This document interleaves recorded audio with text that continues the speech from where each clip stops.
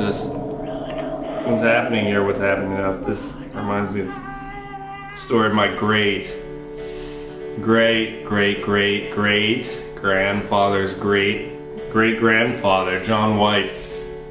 He was a survivor, and this is his story. This adventure began in 1587. Britain didn't know if America was a good idea. They built up Roanoke. It was one of the many post-Jamestown, pre-Bonaventure settlements. It was made up of a knocked-up Puritan bitch and 33 dudes and like 12 other bitches, I don't know. They sent this guy every year to bring back news to the colony. But he would bring back pelts and stories and pemmican to Britain, and Queen Elizabeth would proceed over it all. Like she invented it and shit. Like this player's ball that they had. So they go back to Roanoke one year. I guess they want more pelts and pemmican. They had killed an elk and had brought it back and thought it was all going to be good times. Well, there isn't anyone left in Roanoke. The whole place is bare. Except Croton. The word Croton was carved into a pole. The word crow was carved into a tree. Croton Island was right up the stream, and so they figured these guys just decided they needed a vacation and went up to Croton Island. But the crew wasn't hearing it. They were pissed. There was a perfect storm was on the horizon. They were on the deck of the ship and there was crazy lightning, and the captain, who was a fucking natural from the colonies, confronted the steersman.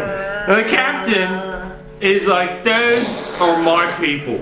They're the sons and daughters of England. We're not going to leave them there. And the steersman, who's an English dick, is like, this storm is unlike anything you have ever seen, my friend. It's very serious, and I'm not risking a crew because we've got to go back to Great Britain after this, and it's a long trip. And then the captain's like, you don't. He's like, you don't get it, do you? Those are our people. They're up against the horrors of the New World night, and men who will wear wolves' clothes. And if one wolf isn't big enough, they get 2 or 3 wolves. And so this is it. We gotta save them. And just because you went to college and I went to tech school doesn't mean I'm gonna let you lord that shit over me. And the steersman's like, no, I'm English, and I'm gonna say how it is. This ship is not going to Croton Island. And so the captain's like, here's the thing.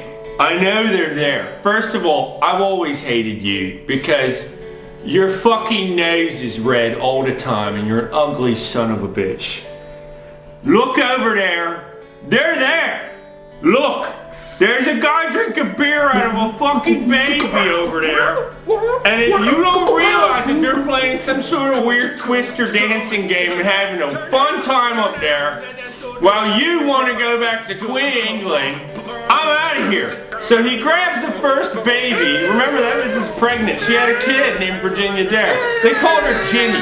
He grabs the baby and puts her in a thing on his back. It's called a snuggly. It's a baby carriage, and jumps off the deck of the ship. The sun is a fiery ball that blesses every action he makes. And as that ship sails back to Great Britain to have a shitty tea and cake party with that fucking bitch, Queen Elizabeth I or II or III, fuck her. He goes to Roanoke. He swims lap by lap. He's holding a baby on his back with one hand. With the other hand, he's trying to salvage some pemmican for God knows what. He lands there, and that man, that captain, that proud man of this nation was my great-great-great-great-grandfather's great-grandfather. His name was John White. So they went there and they landed there. They put the kid in a special wooden box where she couldn't see shit, and they had a 5-year-long orgy. Look at my titties! And that was before they were picked up by a UFO and raped to death by aliens, and so we'll never know the truth. However, the nation's first Unimart was opened that spring. It was called McGillicuddy's, but that's another story for another day.